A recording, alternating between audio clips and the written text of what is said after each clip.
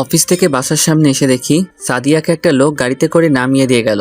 লোকটাকে দেখে মনে হচ্ছে অনেক বড় লোক, হয়তো সাদিয়ার অফিসের বস হবে। সাদিয়া অফিসে জয়েন করছে আজ 5 দিন। আমিও একটা অফিসে কাজ করি, কিন্তু বেতন তেমন ভালো না, তাই সাদিয়া অফিসে চাকরি নিতে বাধ্য হয়েছে। আমার অফিসে কোনো পদ খালি নেই, তাই সাদিয়া অন্য অফিসে চাকরি নেয়। আমার থেকে সাদিয়ার বেতন ভালো। আমরা দুজন দুজনকে ভালোবেসে বিয়ে করেছি, কিন্তু আমার আর সাদিয়ার পরিবার মেনে নেয়নি, তাই দুজনে একটা বাসায় ভাড়া থাকি। আমার যে বেতন তা দিয়ে বাসা ভাড়া খাওয়া দাওয়া ঠিক মতো হয় না, তাই সাদিয়া অফিসে চাকরি নেয়। তো যাই হোক, আমি বাসার ভিতরে ঢুকে কলিং বেল চাপ দিলাম। সাদিয়া এসে দরজা খুলে দিল। কি ব্যাপার, আজকে তোমার এত দেরি হলো কেন আসতে? অফিসে একটু কাজ ছিল, তাই আসতে লেট হয়ে গেল। ঠিক আছে, তুমি ভেতরে এসে ফ্রেশ হয়ে নাও, আমি টেবিলে খাবার দিচ্ছি। আচ্ছা, লোকটা কে ছিল? তুমি কার কথা বলছো? তোমাকে যে বাসার সামনে নামিয়ে দিল। ও, তুমি বসের কথা বলছো? আসলে আমি অফিস শেষে রাস্তায় দাঁড়িয়েছিলাম রিক্সার জন্য। তারপর বস এসে আমাকে বলল গাড়িতে ওঠার জন্য, কিন্তু আমি উঠতে চাইনি। ওনার জোরাজুরিতে উঠতে বাধ্য হলাম। তারপর উনি আমাকে বাসার সামনে নামিয়ে দিয়ে গেল। উনি তোমাকে কেন বাসায় নামিয়ে দিয়ে গেল? আসলে এই 5 দিনে বস আমার কাজ দেখে অনেক খুশি হয়। তারপর থেকে উনি আমাকে অনেক ভালো জানে। ও ঠিক আছে, আমি ফ্রেশ হয়ে আসছি, তুমি খাবার রেডি করো। ঠিক আছে, যাও। আমি রুমে এসে ওয়াশরুমে ঢুকে ফ্রেশ হয়ে খাবার খেতে চলে গেলাম। দুজনে খাবার খেয়ে রুমে চলে আসলাম। তারপর সাদিয়া আমাকে জড়িয়ে ধরে শুয়ে পড়ল। দেখতে দেখতে আরও কিছুদিন চলে গেল। এখন সাদিয়া অনেক রাত করে বাসায় আসে, আর মোবাইলে দেখি কার সাথে যেন হেসে হেসে কথা বলে। এখন আমার ঠিক মতো খেয়াল রাখে না। একদিন অফিসের একটা কাজের জন্য অন্য একটা অফিসে যাচ্ছিলাম, হঠাৎ রাস্তার পাশে একটা পার্ক চোখে পড়ল। লোকটাকে দেখে চিনে ফেললাম, কিন্তু মেয়েটার চেহারা দেখতে পাচ্ছি না। আমি রিক্সা থেকে নেমে তাদের ওখানে গেলাম। আমি একটু দূরে দাঁড়িয়ে মেয়েটার চেহারা দেখতে গেলাম। তারপর ঠিকভাবে তাকিয়ে যাকে দেখলাম তার জন্য মোটেও প্রস্তুত ছিলাম না। ঠিকই ধরেছেন, সাদিয়া। তার মানে সাদিয়া অফিসের কাজ ফেলে রেখে তার বসের সাথে ঘুরে বেড়ায়। তার মানে সাদিয়া এখন আমার নেই। আমি আর দাঁড়িয়ে না থেকে রিক্সা নিয়ে যে কাজে বেরিয়েছি সেটা করে নিজের কর্মস্থলে চলে আসলাম। অফিস ছুটি হওয়ার পর একটা রিক্সা নিয়ে বাসায় চলে আসলাম। বাসায় এসে দেখি সাদিয়া এখনো বাসায় আসে নাই। আমি চাবি দিয়ে তালা খুলে ভিতরে ঢুকলাম। প্রায় 1 ঘন্টা পর বাহিরে গাড়ির হর্ন বাজলো। আমি জানালা দিয়ে বাইরে তাকিয়ে দেখি সাদিয়া তার বসের গাড়ি থেকে নামলো। সাদিয়ার হাতে দেখি অনেকগুলো শপিং ব্যাগ। বসকে বিদায় দিয়ে সে কলিং বেল চাপ দিল। আমি গিয়ে দরজা খুলে দিলাম। তুমি কখন আসলে? আগে বলো, তোমার হাতে এগুলো কি? আসলে বস আজকে আমাকে শপিং মলে নিয়ে গিয়ে এগুলো কিনে দিছে। আমি মানা করছি, তারপরেও উনি জোর করে কিনে দিছে। তাহলে তোমার হাতে এত দামি মোবাইল কোথা থেকে আসলো? তোমার হাতে তো এই মোবাইল ছিল না। এটাও আজকে উনি কিনে দিছে। আমার হাতের মোবাইলের যে অবস্থা তা দেখে বসের অনেক খারাপ লাগছে। ও, তা আজকে অফিসের সময় তুমি কোথায় ছিলে? কেন? আমি তো অফিসে ছিলাম। না, আসলে আজকে আমি তোমার অফিসের পাশ দিয়ে যাচ্ছিলাম। মনে করছি তোমার সাথে দেখা করব, পরে আর করি নাই, দেরি হয়ে যাচ্ছে তাই। আচ্ছা, তুমি কি আমাকে সন্দেহ করছো? আমি ঠিক তা বলিনি। সাদিয়া আর কোনো কথা না বলে রুমে চলে গেল। আমি ভাবতে লাগলাম, সাদিয়া এখন মিথ্যা কথা বলতে শুরু করেছে। যাকে এত বিশ্বাস করছিলাম সে এখন আমার সাথে মিথ্যা কথা বলে। রাতে দুজনে খাবার খেয়ে শুয়ে পড়লাম। হঠাৎ মাঝরাতে ঘুমটা ভেঙে গেল। পাশে দেখি সাদিয়া নেই, হয়তো ওয়াশরুমে গেছে। 30 মিনিট হয়ে গেল, সাদিয়া আসার কোনো খবর নেই। তাই আমি বিছানা থেকে উঠে ওয়াশরুমে গেলাম। দেখি সাদিয়া নেই। বেলকনি থেকে সাদিয়ার হাসা শব্দ আসছে, তাই দেখার জন্য বেলকনিতে গেলাম। গিয়ে দেখি সাদিয়া কার সাথে যেন হেসে হেসে কথা বলছে। তার মানে সাদিয়া তার বসের সাথে কথা বলছে। এমনভাবে কথা বলছে মনে হয় প্রেমিক প্রেমিকা কথা বলছে। আমি আর দাঁড়িয়ে না থেকে রুমে এসে শুয়ে পড়লাম। প্রায় 30 মিনিট পর সাদিয়া এসে শুয়ে পড়ল। তার মানে সাদিয়া তার বসের সাথে প্রেম করছে। না, আমাকে এটা সত্যিটা জানতে হবে। আসলে কি সাদিয়া তার বসের সাথে প্রেম করছে? সকালে ঘুম থেকে উঠে আমি তো অবাক হয়ে গেলাম। দেখি সাদিয়া বিছানায় নেই। আমি মনে করছি পাকঘরে আছে, কিন্তু আমার ধারণা ভুল। সাদিয়া পাকঘরেও নেই। আবার রুমে এসে দেখি সাদিয়ার ব্যাগ, মোবাইল কিছুই নেই। তার মানে সাদিয়া অফিসে চলে গেছে। কিন্তু এত সকালে তো সাদিয়ার অফিস নেই, তাহলে গেল কোথায়? আমি আমার অফিসের বসকে ফোন দিয়ে বললাম, আজকে আমি অফিসে যেতে পারবো না। আমার বস কিছু বলে নাই। আমি ফ্রেশ হয়ে বাসা থেকে বেরিয়ে সাদিয়ার অফিসে গেলাম। কোথায় যাচ্ছেন? আসলে আমি বসের সাথে দেখা করতে আসছি। আজকে তো বস অফিসে আসবে না, বস একটা কাজের জন্য সিলেট গেছে। বস কি একা গেছে নাকি ওনার সাথে কেউ গেছে?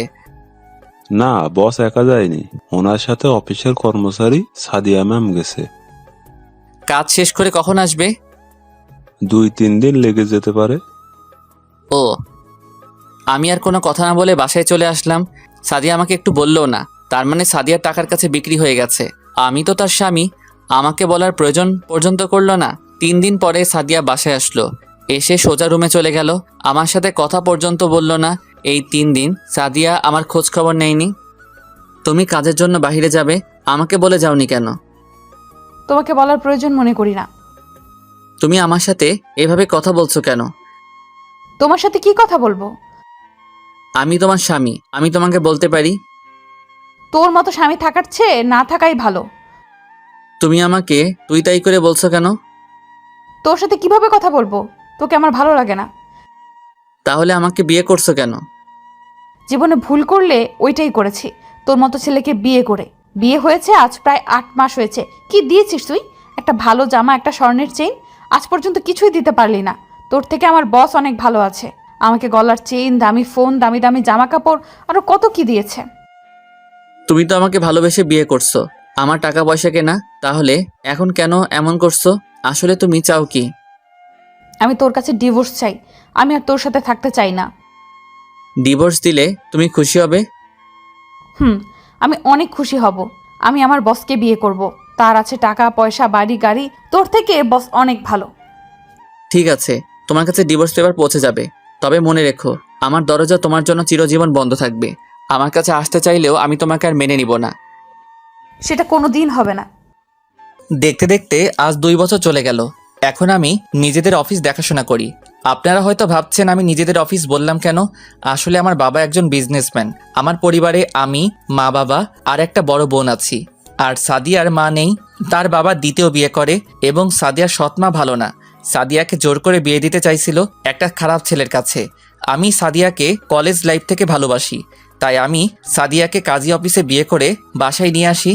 কিন্তু বাবা আমাদের মেনে নেয়নি, কারণ সাদিয়ারা ছিল গরিব। বাবা বলেছে আমি যদি সাদিয়াকে ভুলে যেতে পারি তাহলে আমাকে বাসায় থাকতে দিবে, আর না হলে বাড়ি থেকে বেরিয়ে যেতে বলছে। আমি আমার ভালোবাসাকে ছেড়ে দিতে পারবো না, তাই সাদিয়াকে নিয়ে বাসা থেকে বেরিয়ে আসি। তারপর একটা বাসা নিয়ে দুজনে থাকতে লাগলাম। আমার কাছে যা টাকা ছিল সব শেষ হয়ে গেছে, এভাবে তো আর চলবে না। তাই অনেক কষ্টে একটা অফিসে চাকরি নেই আমি। দেখতে দেখতে 2 মাস চলে যায়, কিন্তু আমার যে বেতন তা দিয়ে কোনো রকম চলে যায়। তাই সাদিয়া বলল সেও নাকি অফিসে চাকরি করবে। আমি আর না করলাম না, বাসায় একা একা বসে থেকে তারপর সে একটা অফিসে চাকরি নেয়। এরপর কি হলো আপনারা তো জানেন। সাদিয়া আমাকে ছেড়ে যাওয়ার পর আমি নিজের বাসায় চলে আসি। এসে বাবা মার পায়ে পড়ে ক্ষমা চাইছি, আমার ভুল হয়ে গেছে, আমাকে তোমরা মাফ করে দাও। তারপর বাবা মা আমাকে মাফ করে দেয়। এরপর থেকে আমি নিজেদের অফিস দেখাশোনা করি। এখন আমি প্রায় সাদিয়ার কথা ভুলেই গেছি। আজকে অফিসে কিছু পদের জন্য লোক নেওয়া হবে, সবার ইন্টারভিউ আমি নিব। তাই সকালে ঘুম থেকে উঠে ফ্রেশ হয়ে নাস্তা করে গাড়ি নিয়ে অফিসে চলে গেলাম। অফিসের ভিতরে ঢোকার সাথে সাথে সবাই দাঁড়িয়ে আমাকে সালাম দিল। আমি তাদের বসতে বলে নিজের কেবিনে চলে গেলাম। চেয়ারে বসে বসে দুলাভাই তাকে ফোন দিয়ে আমার কেবিনে আসতে বললাম। আসলে দুলাভাই আমাদের অফিসে ম্যানেজারের দায়িত্ব পালন করে। কেমন আছো শালাবাবু? কেবিনে ঢুকে একটা চেয়ার টেনে বসে, এই তো ভালো আছি। সবাই কি আসছে দুলাভাই? সবাই এসে পড়েছে। তাহলে একজন একজন করে আসতে বলো। ওকে, তুমি বসো, আমি পিয়ন চাচাকে বলে দিচ্ছি। বলে রুম থেকে বেরিয়ে গেল। তারপর একজন একজন করে আসতে লাগলো। সবার শেষে একজন মেয়ে বাকি ছিল ইন্টারভিউ নেওয়ার। আমি মাথা নিচু করে একটা ফাইল দেখতেছিলাম। হঠাৎ একটা মেয়ে বলল, may I come in sir? Yes coming. মেয়েটা ভিতরে ঢুকলো। আমি তার চেহারা এখনো দেখি নাই। মেয়েটা আমার সামনে দাঁড়িয়ে রইল। বসুন আর সার্টিফিকেটগুলো দেন। এই নেন স্যার। যেই না মেয়েটার দিকে তাকিয়ে সার্টিফিকেট নিব, আমি তো মেয়েটাকে দেখে মোটেও প্রস্তুত ছিলাম না। এ আর কেউ নয়, সাদিয়া। কিন্তু সাদিয়া আগের থেকে অনেক শুকিয়ে গেছে, চেহারার কি অবস্থা করছে। সাদিয়া আমাকে দেখে বলল, রাসেল তুমি? Hello miss. রাসেল না স্যার বলবেন। Sorry sir. তা বসকে বিয়ে করে আবার চাকরির জন্য কেন আসলেন? আমি কাউকে বিয়ে করি নাই। ও, তার মানে বস তোমাকে বিয়ে করবে বলে তোমার সাথে রাত কাটিয়ে তাড়িয়ে দিছে? তুমি সব কি বলছো রাসেল? বলছি না আমার নাম নিবেন না, শুধু স্যার বলবেন। আপনি আসতে পারেন, আপনার চাকরি হবে না। সাদিয়া চেয়ার থেকে উঠে এসে আমার পা জড়িয়ে ধরে কান্না করতে করতে বলল, স্যার এই চাকরিটা আমার খুব দরকার, তা না হলে আমায় রাস্তায় নামতে হবে। তাহলে বসকে ছেড়ে চলে আসলেন কেন? উনি আজ 1 বছর আগে মারা যায়। এরপর ওনার ব্যবসা প্রতিষ্ঠান নিলামে বিক্রি হয়ে যায়। তারপর ওখান থেকে এসে একটা বাসা ভাড়া নিয়ে থাকি। মানুষের বাসায় কাজ নিচ্ছিলাম, কিন্তু তাদের বাসার ছেলেরা আমার শরীরের দিকে তাকিয়ে থাকে, তাই বাসা বাড়ি আর কাজ করি নাই। গার্মেন্টসে চাকরি নিছি, কিন্তু কিছুদিন আগে গার্মেন্টসে আগুন লাগে। তারপর 1 মাস বসে থাকলাম, ঠিকভাবে একবেলা ভাত পর্যন্ত খেতে পারতাম না। কিছুক্ষণ থেমে আবার বলতে লাগলো, অনেক কষ্টেই দিনটা কেটেছে। একদিন পাড়ার এক ভাই বলল, তোর পড়ালেখা আছে, তুই গিয়ে অফিসে চাকরি কর। কিন্তু আমি বললাম, অফিসে তো চাকরি করতে ঘুষ লাগে, আমি তো তাদের ঘুষ দিতে পারবো না।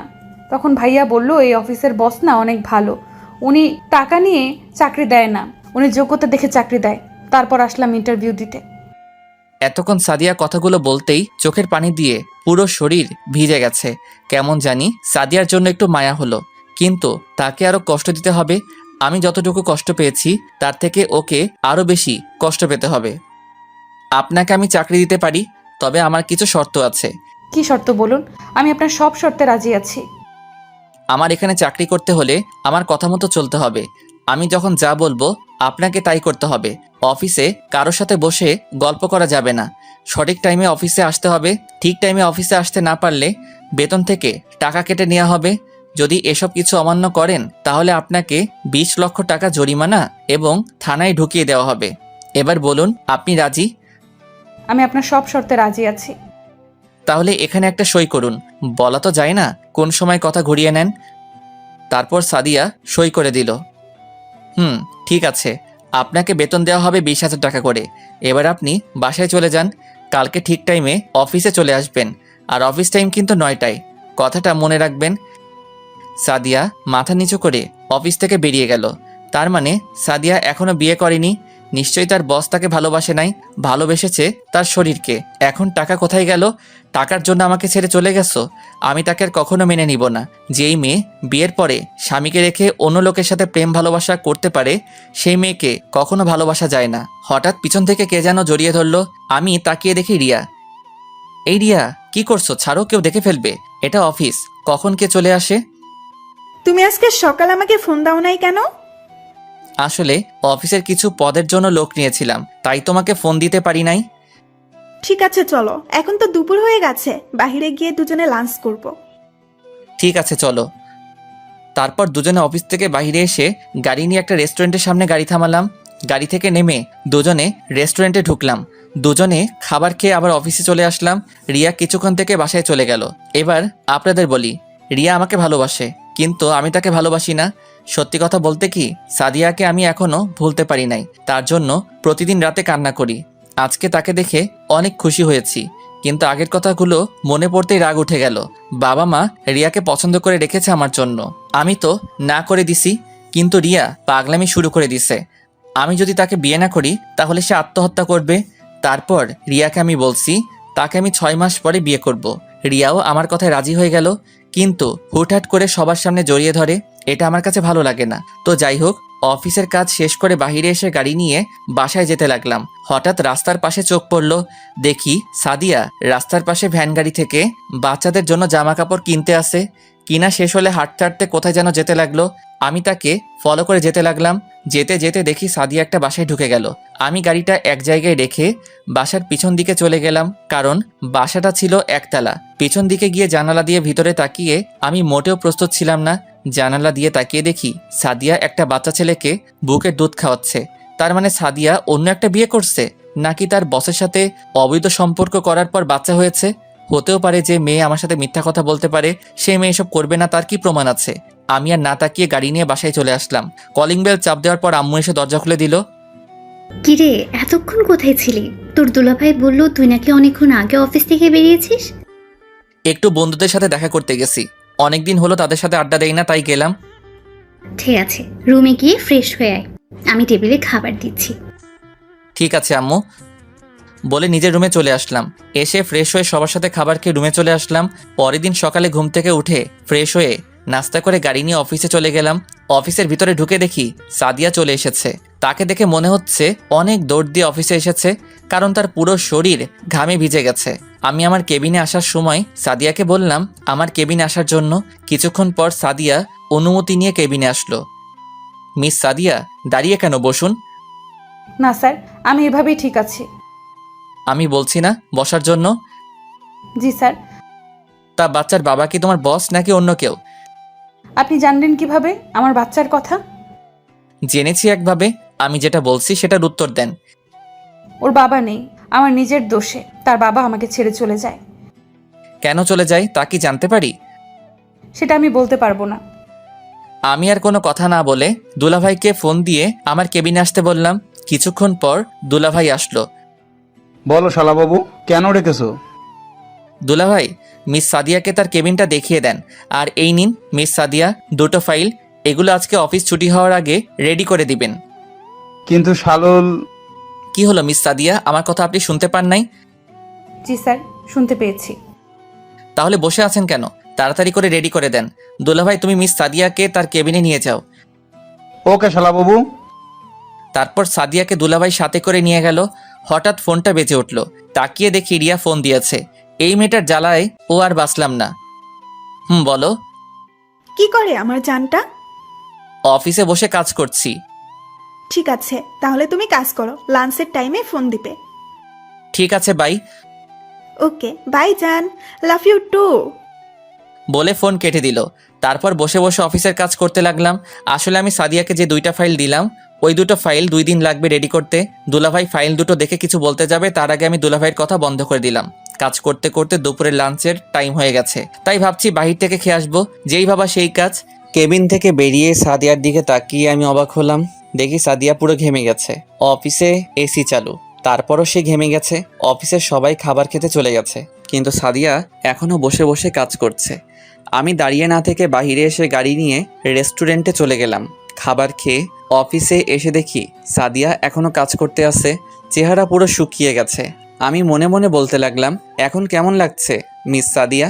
টাকার জন্য আমাকে ছেড়ে চলে গেছো, এখন সে টাকার জন্য আমার অফিসে চাকরি নিছো। কি ভুল ছিল আমার?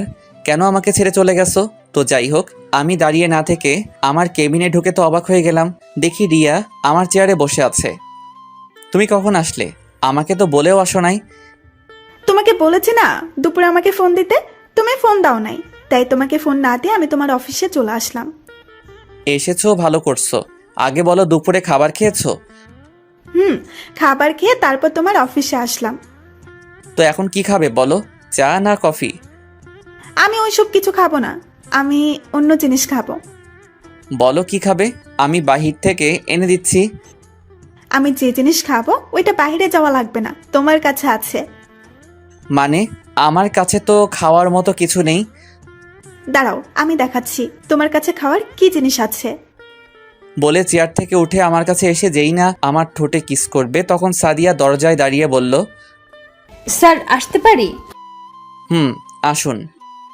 রিয়া আমাকে ছেড়ে দিয়ে রাগে গজগজ করতে লাগলো। স্যার, এই ফাইলটার এখানে কিছু বুঝতেছি না। না বুঝলে অফিসে কাজ করতে আসলেন কেন? আপনি আগে অফিসে চাকরি করছেন, তো এখন বুঝেন না কেন? আসলে এই জায়গাটার অনেক চেষ্টা করছি, কিন্তু মেলাতে পারি না। ঠিক আছে, আপনি ফাইলটা রেখে অন্য ফাইলটার কাজ করুন। ঠিক আছে স্যার। বলে সাদিয়া যেই না সামনে পা বাড়াবে, হঠাৎ সে মাটিতে পড়ে গেল। আমি আর রিয়া তাকে ধরে সোফায় শুয়ে দিলাম। তারপর ডাক্তারকে ফোন দিলাম। কিছুক্ষণ পর ডাক্তার এসে সাদিয়াকে দেখতে লাগলো। দেখা শেষ হলে আমি ডাক্তারকে বললাম, ডাক্তার, কি হয়েছে ওর? আসলে ঠিক মতন খাওয়া দাওয়া না করার কারণে মাথা ঘুরে পড়ে যায় আর বেশি চিন্তায় থাকে। নিয়মিত খাওয়া দাওয়া এবং শরীরের যত্ন নিলে সব ঠিক হয়ে যাবে। ঠিক আছে ডাক্তার, তো এখন কি করব? আমি কিছু ওষুধ লিখে দিচ্ছি, ওগুলো নিয়মিত খেলে ঠিক হয়ে যাবে। আর বলবেন চিন্তা বেশি যেন না করে। ঠিক আছে ডাক্তার, আমি ওকে সব বলে দিব। তাহলে আমি এখন আসি। বলে ডাক্তার চলে গেল। আমি পিয়নকে ডেকে বললাম 1 প্যাকেট বিরিয়ানি নিয়ে আসতে। আমার কারণে আজ ওর এই অবস্থা। কেন আমাকে ধোকা দিয়ে চলে গেল? আজ যদি তুমি আমাকে ছেড়ে না যেতে, তাহলে দুজনে কত সুন্দর করে সংসার করতাম। আজ তোমার ভুলের জন্য এত কষ্ট করতে হয় তোমাকে। কিছুক্ষণ পর পিয়ন বিরিয়ানি নিয়ে আসলো। রিয়া বিরিয়ানি হাতে নিল। তারপর সাদিয়াকে শোয়া থেকে উঠিয়ে নিজেতে খাইয়ে দিতে লাগলো। রিয়া মেয়েটা আসলে ভালো, তবে তার যখন তখন জড়িয়ে ধরা আমার ভালো লাগে না। ও আপনাদের তো বলতে ভুলে গেছি, পিয়ন ডাক্তার যে ওষুধ লিখে দিয়ে গেছে ওগুলো সাথে করে নিয়ে আসছে। সাদিয়াকে খাবার খাইয়ে দেওয়ার পর ওষুধ খাইয়ে দিল। আপনি খাওয়া দাওয়া আর এত চিন্তা করেন কেন? আসলে হাতে তেমন টাকা নেই, ঘরে বাজার সদাই কিছু নেই। যে কয় টাকা ছিল ওগুলো দিয়ে বাচ্চার জন্য একটা জামা নিছি আর কিছু খাবার নিছি। সকালে কিছু খেয়ে আসি নাই, তাই হঠাৎ মাথা ঘুরে পড়ে যাই। আপনার স্বামী নেই? আছে। তাহলে স্বামী থাকতে আপনি অফিসে কাজ করেন কেন? আর আপনার কেমন স্বামী স্ত্রীকে অফিসে কাজ করতে পাঠায়? আসলে আমার স্বামী আমার সাথে থাকে না, আমার ভুলের জন্য ও আমায় ছেড়ে চলে গেছে। সে চলে যাওয়ার 1 বছর 2 মাস পর আমার কোলে একটা সন্তান জন্ম নেয়। আপনার স্বামী জানে না ওর যে একটা সন্তান হয়েছে? না, ও জানে না। এখন যদি বলি ওর বাচ্চা এটা, সে কখনো আমায় বিশ্বাস করবে না, কারণ তার বিশ্বাস আমি আগেই ভেঙে দিছি। আচ্ছা মিস সাদিয়া, আপনি এখন বাসায় চলে যান। কিন্তু স্যার, এখনো তো অফিসের টাইম শেষ হয় নাই। ওটা আপনাকে ভাবতে হবে না, আপনি বাসায় চলে যান। রাসেল, তুমি কিছু মনে না করলে ওনাকে কি আমি বাসায় পৌঁছে দেব? ঠিক আছে, তুমি নিয়ে যাও। তাহলে আমি একটা কথা বলি। বলো। আমি বলছি কি, ওনার অগ্রিম মাসের বেতনটা দিয়ে দাও। ঠিক আছে, দিচ্ছি। তারপর সাদিয়ার বেতন দিয়ে দিলাম রিয়ার হাতে। রিয়া আমাকে জড়িয়ে ধরে কপালে চুমু দিল। সাদিয়া মাথা নিচু করে ফেলল। লজ্জা পাওয়ার কিছু নেই সাদিয়া, ওর সাথে আমার বিয়ে ঠিক হয়ে আছে। আরো 5 মাস পরে আমাদের বিয়ে। তোমাকে কিন্তু আগে দাওয়াত দিয়ে রাখলাম। দোয়া করি ম্যাম, আপনার যেন সুখে শান্তিতে সংসার করতে পারেন। ঠিক আছে চলো, তবে আমাকে ম্যাম নয়, আমার নাম ধরে ডাকবে। ঠিক আছে। আসছি কলিজা। এসো। রিয়া আর সাদিয়া আমার কেবিন থেকে বেরিয়ে গেল, কিন্তু আমার একটা জিনিস মাথায় আসছে না। বিয়ের কথা শুনে সাদিয়া কান্না করলো কেন? হয়তো নিজের স্বামীর বিয়ে নিজের চোখের সামনে দেখতে হবে, তাই কান্না করছে। তো যাই হোক, অফিসের কাজ শেষ করে বাসায় চলে আসলাম। তারপর রাতে খাবার খেয়ে রিয়ার সাথে কথা বলে ঘুমিয়ে পড়লাম।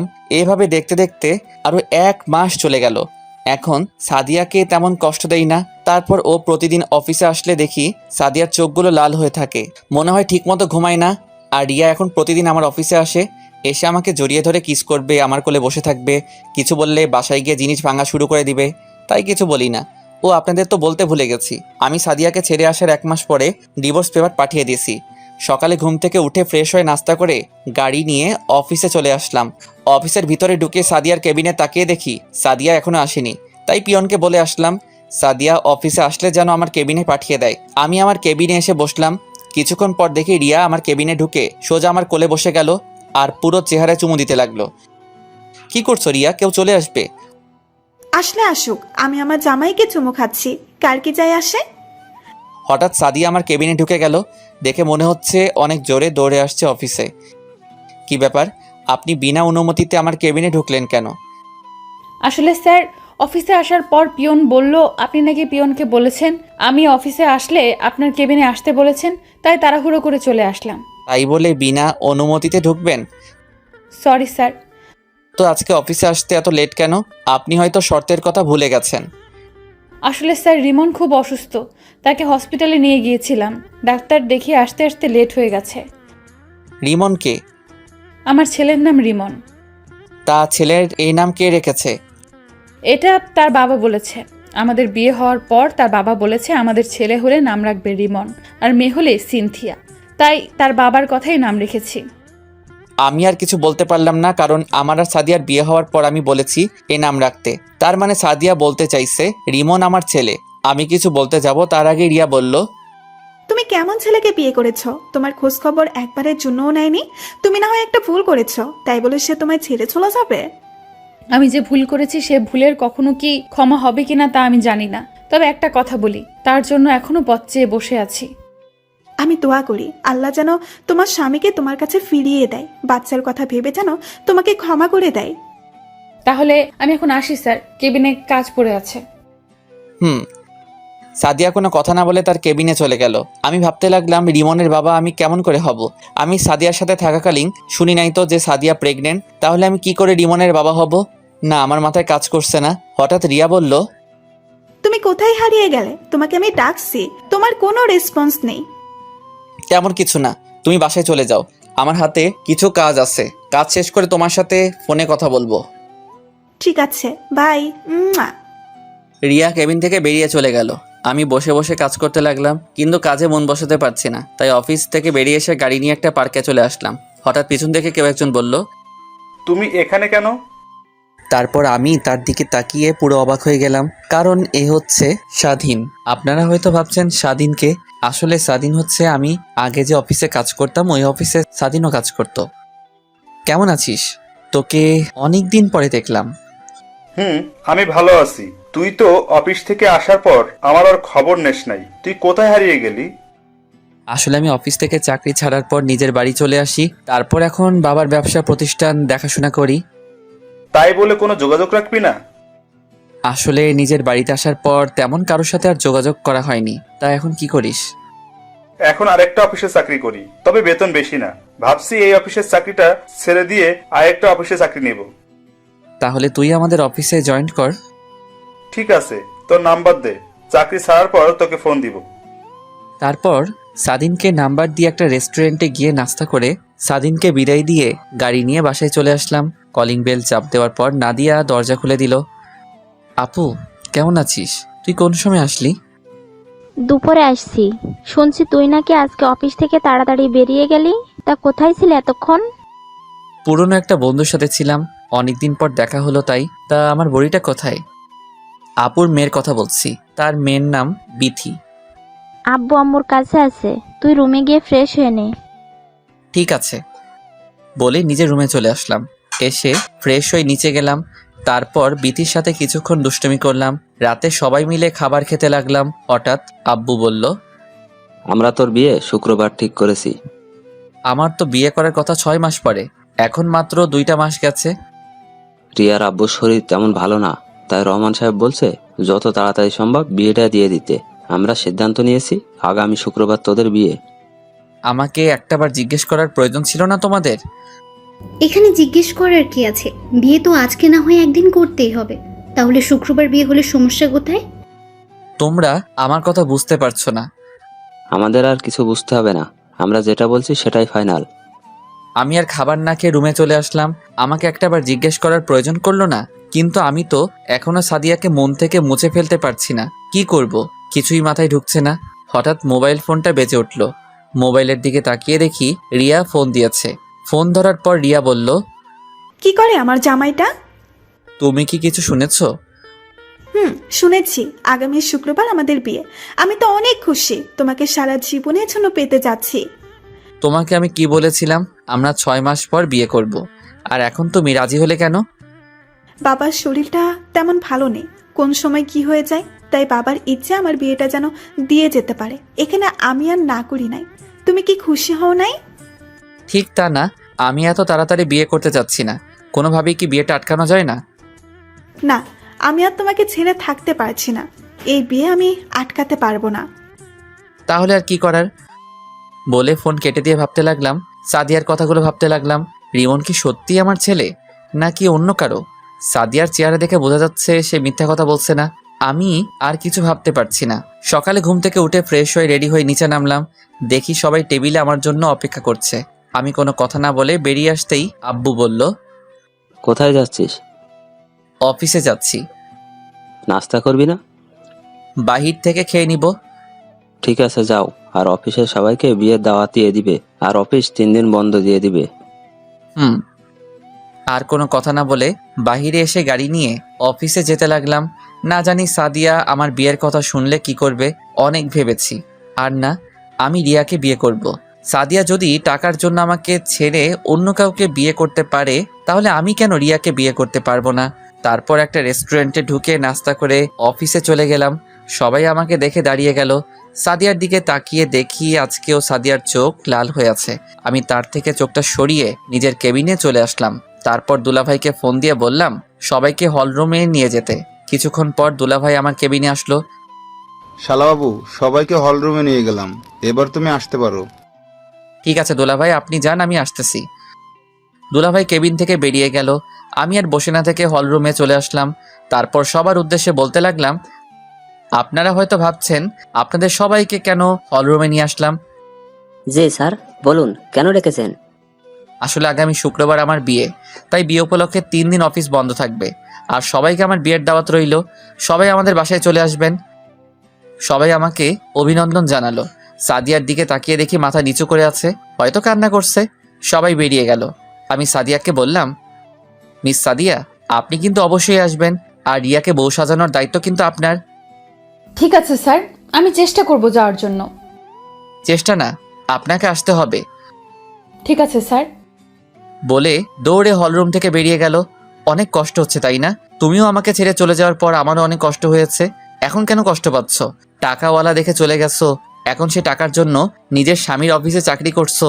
তোমাকে তো আমি মন থেকে ভালোবেসেছি, তাহলে কেন আমাকে ছেড়ে চলে গেলে? হলরুম থেকে বেরিয়ে নিজের কেবিনে চলে গেলাম। আসার সময় দেখলাম সাদিয়া মাথা নিচু করে বসে আছে। দেখতে দেখতে একদিন চলে গেল। আজ আমার গায়ে হলুদ। মার্কেট থেকে কিছু কেনাকাটা করে বাসার ভিতরে ঢুকতেই দারোয়ান আমাকে ডাক দিল। আমি গাড়ি পার্কিং করে দারোয়ান চাচার কাছে আসলাম। কেন ডেকেছো চাচা? রাসেল বাবাজি, একটা মেয়ে এসে এই খামটা তোমাকে দিতে বলল। তুমি মেয়েটাকে চিনতে পেরেছো? নাম কিছু জিজ্ঞাসা করছো? না বাবা, আমি এসব কিছু জিজ্ঞেস করতেই পারিনি, তার আগেই মেয়েটা চলে গেল। আচ্ছা ঠিক আছে, আমি রুমে গেলাম বলে বাসার ভিতরে চলে আসলাম। তখন আম্মু বলল, কিরে, কোথায় গিয়েছিলি? আম্মু, কিছু মার্কেট করতে গিয়েছিলাম। ঠিক আছে, ফ্রেশ হয়ে রেডি হয়ে আয়। কখন মেহেদি লাগাবো? সবাই তোর জন্য বসে আছে। ঠিক আছে আম্মু, আমি রেডি হয়ে আসতেছি বলে নিজের রুমে চলে আসলাম। রুমে এসে মার্কেটগুলো আর খামটা বিছানায় রাখলাম। তারপর ওয়াশরুমে ঢুকে ফ্রেশ হয়ে রেডি হতে লাগলাম। হঠাৎ খামটার দিকে চোখ পড়ল। ওপর দিয়ে কিছুই লেখা নেই, কেন জানি মন বলছে খামটা খুলে দেখতে। তাই বিছানায় বসে খামটা খুলে দেখি একটা চিঠি। তারপর আমি চিঠিটা পড়তে লাগলাম। প্রিয় স্বামী, হয়তো ভাবছো তোমাকে স্বামী বললাম কেন, কারণ তুমি এখনো আমার স্বামী। কারণ আমি তোমার ডিভোর্স পেপারে সাইন করি নাই। তোমাকে আজ সব সত্যি কথা খুলে বলছি। সামনাসামনি বললে হয়তো তুমি আমাকে বিশ্বাস করতে না, তাই চিঠি লিখে দিলাম। আমি যখন অফিসে চাকরিতে ঢুকি তার কিছুদিন পর আমি হঠাৎ অফিসে মাথা ঘুরে পড়ে যাই। তখন অফিসের বস, যাকে তুমি খারাপ বলছো, আমি বলি ওনার মতো ভালো মানুষ হয় না। ওই দিন মাথা ঘুরে পড়ে যাওয়ার সময় বস তার গাড়িতে করে হসপিটালে নিয়ে আসে। তারপর আমাকে কিছু পরীক্ষা করে। পরীক্ষা করার পর ডাক্তার বলল 7 দিন পরে আসতে। তখন বলতে পারবে আমার কি হয়েছে। ওই হসপিটাল থেকে বেরিয়ে বসের গাড়ি করে বাসায় আসার সময় একটা পার্কের পাশে রাস্তায় গাড়ি নষ্ট হয়ে যায়। তখন গাড়িটা ঠিক করতে দেয় রাস্তার পাশের ওয়ার্কশপে। তারপর বস আর আমি কিছুক্ষণ বসে থাকি পার্কের ভেতরে। গাড়ি ঠিক করার পর গাড়ি নিয়ে বস একটা শপিং মলে চলে যায়। তারপর জোর করে আমাকে মার্কেট করে দেয়, সাথে একটা মোবাইল। তুমি হয়তো ভাবছো বস এগুলো আমাকে কেন দিল। আসলে বস আমার কাজ দেখে এগুলো আমাকে দিয়েছে। তারপর 7 দিন পর যখন বস সহ হসপিটালে গিয়ে রিপোর্ট আনতে যাই, তখন ডাক্তার আমাকে কিছু বলছে না, শুধু মাথা নিচু করে আছে। তারপর জোরাজোরি করতে লাগলাম। তারপর ডাক্তার যেটা বলল সেটা শোনার জন্য মোটেও প্রস্তুত ছিলাম না। ডাক্তার বলল আমার মাথায় নাকি একটা টিউমার হয়েছে, আর টিউমারটা এমন জায়গায় হয়েছে এটা নাকি অপারেশন করতে পারবে না। আমি আর দুনিয়ার সামান্য দিনের অতিথি, আর আমি কখনো মা হতে পারবো না। এটা শুনে আমি অনেকটা ভেঙে পড়লাম। তারপর ডিসিশন নিলাম তোমার সাথে আমি খারাপ হয়ে যাব, তাই আমি তোমার খেয়াল রাখা ছেড়ে দিলাম। মাঝরাতে মোবাইল কানে নিয়ে এমনিই হেসে হেসে কথা বলতাম, যাতে তুমি আমাকে সন্দেহ করো। সেদিন রাতে বস ফোন দিয়ে বলল সিলেটে নাকি বিদেশ থেকে ডাক্তার এসেছে, সকালে ভোরে ভোরে রওনা দিবে। একবার ওনাকে দেখাই, দেখি উনি কি বলে। আমি না করেছিলাম। তারপর ওনার জোরাজোরিতে সকালে ঘুম থেকে তোমাকে না বলেই বসের সাথে সিলেটে চলে গেলাম। সিলেটে গিয়ে বিদেশ থেকে আসার ডাক্তারের কাছে দেখালাম। উনি আমাকে দেখে বলল আমার অপারেশন করতে পারবে, তবে বাঁচার সম্ভাবনা 10%। তারপর বস বলল অপারেশন করবে। তারপর ডাক্তার 7 দিন পর যেতে বলল। এরপর ঢাকায় এসে তোমার সাথে ওই কথাগুলো বলি, আমি অপারেশন করলে আমি বাঁচবো না, তাই তুমি যেন আমাকে ভুল বুঝে চলে যাও এবং নতুন জীবন শুরু করো। এই কারণে তোমার কাছে আমি খারাপ হয়েছি। সত্যিটা বললে তুমি আমার জন্য চিন্তা করতে, আমি তা চাই না। এর কয়েকদিন পর আবার সিলেটে চলে গেলাম। আমার অপারেশন হইতে সব খরচ বস চালিয়েছে। সিলেটে যাওয়ার 5 দিন পর আমার অপারেশন করে। আল্লাহর রহমতে আমার 2 দিন পর জ্ঞান ফিরে আসে। সেদিন আমি বেঁচে যাই। আমার সুস্থ হতে প্রায় 2 মাস লেগে গেছে। তারপর ঢাকায় এসে তোমাকে অনেক খুঁজেছি, কিন্তু তোমাকে পাইনি। তোমার বাসায় যেতে চেয়েছিলাম, কিন্তু পরে মনে পড়লো তোমার বাবা তো আমার কারণে তোমাকে ঘর থেকে বের করে দিয়েছে, তাই তোমার ভালোর জন্য আর তোমার বাসায় যাইনি। এখন তুমি বলবে তাহলে বাচ্চা কোথা থেকে আসলো? আসলে এই বাচ্চা আমার না, আমি তোমার কাছে মিথ্যা বলেছি। এই বাচ্চার বাবা হচ্ছে আমার অফিসের বস। বসের স্ত্রী রিমনকে জন্ম দিয়ে মারা যায়, তারপর সে বাচ্চা আমি লালন পালন করি। তার কিছুদিন পরই বস মারা যায়। আসলে বস তার বউকে অনেক ভালোবাসতো। তার বউয়ের চিন্তায় সেও স্ট্রোক করে মারা যায়। তারপর আমি রিমনকে লালন পালন করি। একটা খালার বাসায় থেকে অনেক জায়গায় চাকরি ইন্টারভিউ দিছি, কিন্তু কোথাও চাকরি হয় নাই। তারপর খালার সাথে বাসায় বাড়িতে কাজ নিই। তারপর কি হলো তুমি তো জানো। তারপর যখন অফিসে ইন্টারভিউ দিতে যাই তখন তোমাকে দেখতে পাবো আমি কল্পনাও করতে পারিনি। মন চাইছে তোমাকে জড়িয়ে ধরি, কিন্তু অতীতের কথা মনে পড়েই আর ধরি নাই। প্রথম দিন দেখি একটা মেয়ে তোমার কেবিনে ঢুকলো। তখন পাশের একটা ছেলে জিজ্ঞেস করলাম মেয়েটাকে। তখন সে যেটা বলল আমার পায়ের নিচ থেকে মাটি সরে গেল। ও বলেছে তোমার আর রিয়ার বিয়ে ঠিক হয়ে আছে। আমি মনে করেছি তোমাকে যখন পেয়েছি তাহলে আবার আপন করে নেব, সব সত্যি বলে দেব। কিন্তু যতবার তোমার কাছে যাব ততবার রিয়া অফিসে চলে আসে। এর কিছুদিন পর যখন তুমি বললে তোমার বিয়ে, আমি তখন কি করব ভেবে পাচ্ছি না। তখন সিদ্ধান্ত নিলাম আমি আর এখানে থাকবো না, অনেক দূরে রিমনকে নিয়ে চলে যাব। আমি নিজের চোখে তোমার বিয়ে দেখতে পারবো না, তাই অনেক দূরে চলে গেলাম। আমাকে খুঁজেও পাবে না। তুমি রিয়াকে নিয়ে সংসার করো। আমি দোয়া করি আল্লাহ যেন তোমাদের দুজনকে সারা জীবন একসাথে রাখে। এতে তোমার হতভাগা স্ত্রী। আমি পুরো পড়ে চোখের পানি ফেলতে ফেলতে জামা কাপড় ভিজিয়ে ফেলেছি। আমি কি করলাম? একটা নির্দোষ মেয়েকে খারাপ বললাম? আমি কি করে পারলাম এমনটা করতে? আমি কোনো রকম চোখের পানি মুছে একটা জামা গায়ে দিয়ে বাসা থেকে বেরিয়ে গাড়ি নিয়ে সাদিয়া যেখানে থাকতো সেই বাসায় গেলাম। কিন্তু গিয়ে দেখি বাসায় তালা মারা। সাদিয়াকে খুঁজতে লাগলাম পুরো শহরে। হঠাৎ একটা ট্রাক এসে আমার গাড়িটাই মেরে দিল। আমার গাড়িটা একটা গাছের সাথে বাড়ি খায়। তারপর আর আমার কিছু মনে নেই। দেখতে দেখতে 3 বছর চলে গেল। আপনারা হয়তো ভাবছেন এই 3 বছরে কি হলো। আসলে আমি অ্যাক্সিডেন্ট হওয়ার পর 2 বছর কোমায় ছিলাম। আমার মাথায় অনেক জোরে আঘাত লাগে। 2 বছর পর যখন কোমা থেকে ফিরিয়ে আসি, তারপর এই বছর ধরে সাদিয়াকে খুঁজতে লাগলাম। অনেক জায়গায় খুঁজেছি সাদিয়াকে, কিন্তু কোথাও পাইনি। কোমা থেকে আসার পর 6 মাস খুঁজেছি। তারপর থেকে অফিস দেখাশোনা করি। অফিসের ফাঁকে ফাঁকে বিভিন্ন জায়গায় খুঁজতে বের হই। এখন আপনারা বলবেন রিয়ার কি হলো। আসলে রিয়া 2টা বছর আমার সেবা যত্ন করেছে। মেয়েটা আমাকে সত্যি অনেক ভালোবাসে, কিন্তু আমি সাদিয়াকে ছাড়া কিছু ভাবতে পারছি না। বাবা মা অনেকবার বলেছে রিয়াকে বিয়ে করতে, আর রিয়াও জেনে গেছে সাদিয়া আর আমার সম্পর্কের কথা। তো যাই হোক, বিকালে অফিস শেষে বাসায় চলে আসলাম। গাড়ি পার্কিং করে দরজায় কলিং বেল চাপ দিলাম। রিয়া এসে দরজা খুলে দিল। আসলে রিয়া এখন আমাদের বাড়িতে থাকে, আগের মতো আর পাগলামি করে না। কি ব্যাপার, আজকে তুমি এত তাড়াতাড়ি আসলে যে? আজকে আর সাদিয়াকে খুঁজতে গেলাম না, তাই বাসায় চলে আসলাম। না জানি সাদিয়া আপু কোথায় আছে, কিভাবে আছে, কি করছে কে জানে। প্রতিদিন নামাজ পড়ে দোয়া করি আল্লাহ যেন তোমার সাদিয়াকে ফিরিয়ে দেয়। রিয়া, তুমি তো আমার সবকিছু জেনে গেছো, তারপরও কেন এখানে পড়ে আছো? আমার এই মনে শুধু সাদিয়া থাকবে। আমি অন্য কাউকে এই মনে জায়গা দিতে পারবো না। আমি তোমাকে অনেক ভালোবাসি রাসেল, তোমাকে না দেখে থাকতে পারবো না। তোমাকে নাই পেলাম, তবে তোমাদের বাড়ি থেকে যেতে বলো না, আমি না হয় কাজের মেয়ে হয়ে থাকবো। তুমি কি বলছো? তুমি এ বাড়িতে সারা জীবন থাকো, কোনো সমস্যা নেই, তবে তোমার তো একটা ভবিষ্যৎ আছে। কতদিন এভাবে পড়ে থাকবে? তুমি যেমন সাদিয়াকে তোমার মনে জায়গা দিয়েছ, তেমন আমার এই মনে তোমাকে জায়গা দিয়েছি। আমি তোমাকে ছেড়ে অন্য কোথাও থাকতে পারবো না। তুমি আমাকে বিয়ে করে কখনো সুখী হতে পারবে না। আমি বলি তুমি অন্য কাউকে বিয়ে করো। আমি আর কখনো বিয়ে করব না। যদি বিয়ে করতে হয় তোমাকে করব, আর না হয় চিরকুমারী থাকবো। রিয়া, এসব পাগলামি করো না। সহজ সরল মানুষগুলো আঘাত পেতে পেতে একদিন ঠিকই পরিবর্তন হয়ে যায়। সুখের আকাশটা আজ রাতের মতো কালো, সাজানো স্বপ্নগুলো হয়ে গেল এলোমেলো। ঠিক আছে, আমি রুমে যাচ্ছি। আব্বু আম্মু কোথায়? ওনারা রুমে আছে, তুমি গিয়ে ফ্রেশ হয়ে নাও। রুমে এসে ফ্রেশ হয়ে নিলাম। রাতে খাবার খেতে গেলাম, তখন আব্বু বলল, কত আর এভাবে সাদিয়াকে খুঁজবি? আমি বলি কি, তুই রিয়াকে বিয়ে করে নে। আজ 3টা বছর কেটে গেছে, এখনো সাদিয়াকে পাস নাই। তুই বাবা আর না করিস না। মেয়েটা তোর জন্য 3টে বছর অনেক কষ্ট করেছে, আমাদের অনেক খেয়াল রেখেছে। তুই রাজি হয়ে যা বাবা। ঠিক আছে, আমাকে কিছুদিন সময় দাও, আমি ভেবেচিন্তে বলছি। বলে খাবার খেয়ে রুমে চলে আসলাম। এভাবে দেখতে দেখতে আরো 10 দিন চলে গেল। হঠাৎ অফিসের একটা কাজের জন্য সিলেটে যেতে হবে, যশোর যেতে হবে। যশোরের কথা শুনে আমার একটা কথা মনে পড়ে গেল। সাদিয়া বলেছে তার এক বান্ধবী যশোর থাকে। সাদিয়ার ইচ্ছে ছিল তার বান্ধবীর সাথে দেখা করার, কিন্তু কাজের চাপের কারণে আর যাওয়া হয়নি। কিন্তু আমি তার বান্ধবীকে কখনো দেখিনি, তাহলে কিভাবে চিনব? দেখি কাজের ফাঁকে খুঁজে পাওয়া যায় কিনা। না পেলে কি আর করার, রিয়াকে বিয়ে করতে হবে। তো সকালে রেডি হয়ে বাসার সবাইকে বলে গাড়ি নিয়ে বের হয়ে গেলাম। প্রায় 5-6 ঘন্টা পর যশোর এসে পৌঁছালাম। একটা হোটেলে উঠলাম। রুমে এসে ফ্রেশ হয়ে দুপুরের খাবারের জন্য বাইরে গেলাম। হোটেলেও খাওয়া যায়, অর্ডার দিলে রুমে দিয়ে যায়, কিন্তু বাইরে যাচ্ছি সাদিয়াকে খোঁজার জন্য। একটা রেস্টুরেন্টে ঢুকে খাবার খেয়ে বাইরে আসলাম, গাড়ি নিয়ে বের হলাম না। বাইরে এসে দেখি একটা পার্ক দেখা যায়, তাই পার্কে চলে গেলাম। চারপাশে দেখতে লাগলাম কত কাপল জোড়া হয়ে বসে আছে। হঠাৎ একটা বাচ্চা ছেলের দিকে চোখ পড়লো, দেখি বাচ্চাটা অনেক সুন্দর, কি সুন্দর একা একা খেলা করছে। ছেলেটাকে দেখে বোঝা যায় 4 বছরের বাচ্চা, তাই দাঁড়িয়ে না থেকে তার কাছে গেলাম। তোমার নাম কি বাবু? আমি বাবু না, আমি কত বড় হয়ে গেছি।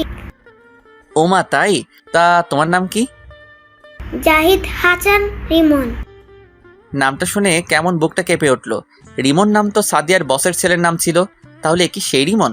তখন আমি তাকে আবার বললাম, তা তুমি কার সাথে এসেছো? আমার ফুপির সাথে। কোথায় তোমার ফুপি? ফুপি আমার জন্য আইসক্রিম আনতে গেছে। ও, তোমার আম্মু কোথায়?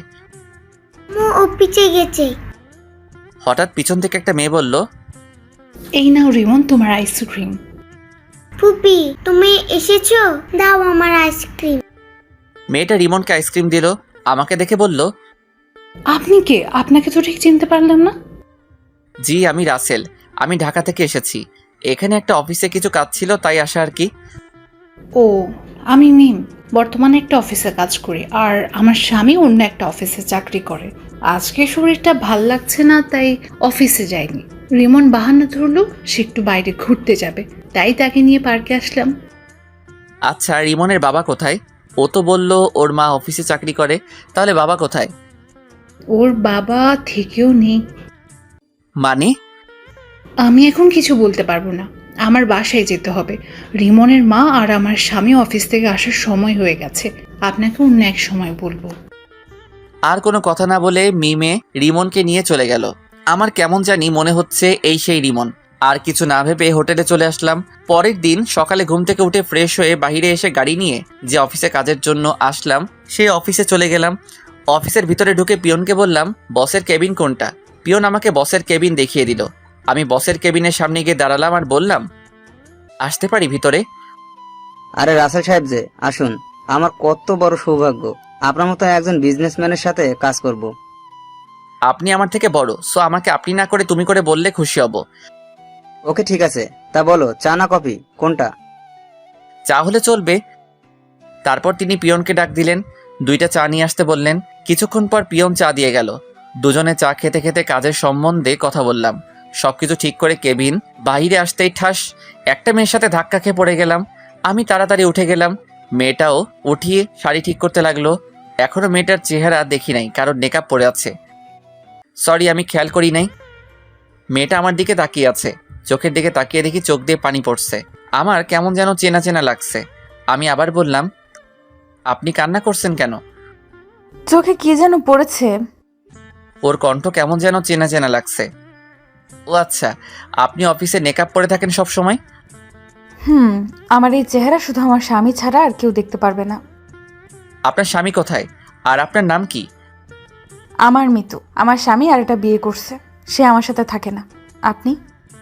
আমি রাসেল, একটা কাজের জন্য এই অফিসে আসা। আপনার বউ বাচ্চা তারা? আমার বউ আমার ভালোর জন্য আমাকে ছেড়ে চলে গেছে। তারপর আপনি বিয়ে করছেন না? আমার জীবনে সাদিয়া ছাড়া অন্য কেউ আসবে না। ওকে আজ 1 বছর ধরে খুঁজেছি, কিন্তু কোথাও পাইনি। আপনার বউ আপনাকে ছেড়ে গেছে আজ 1 বছর হয়েছে?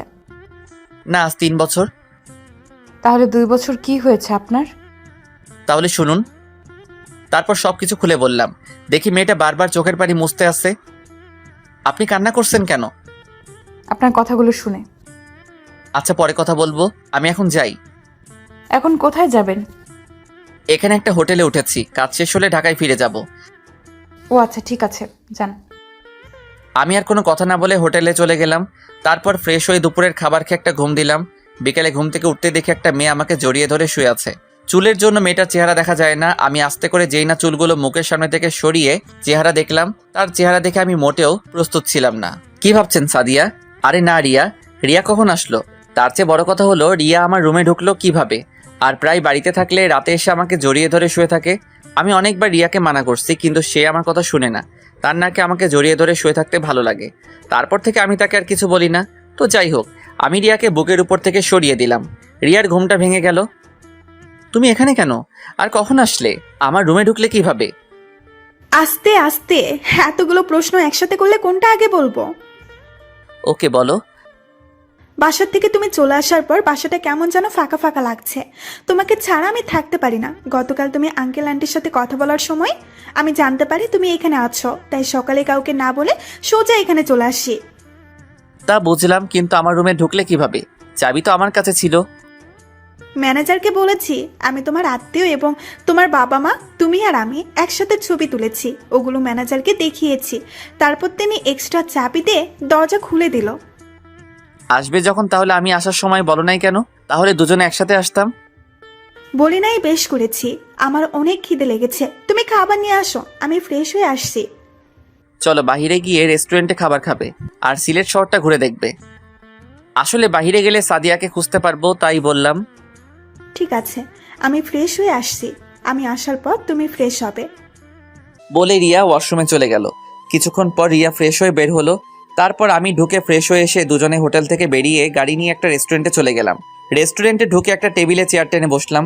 রিয়া আমার পাশে একটা চেয়ার টেনে বসলো। রিয়া তার মতো করে অর্ডার দিল। কিছুক্ষণ পর ওয়েটার খাবার দিয়ে গেল। দুজনে খেতে লাগলাম।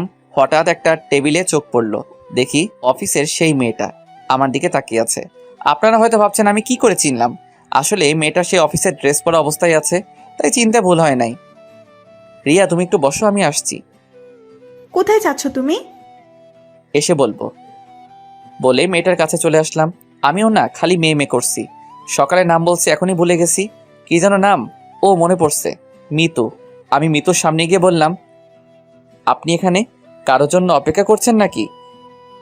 না, আসলে আমার এক বান্ধবী আসবে, তার জন্য অপেক্ষা করছি। আপনি এখানে?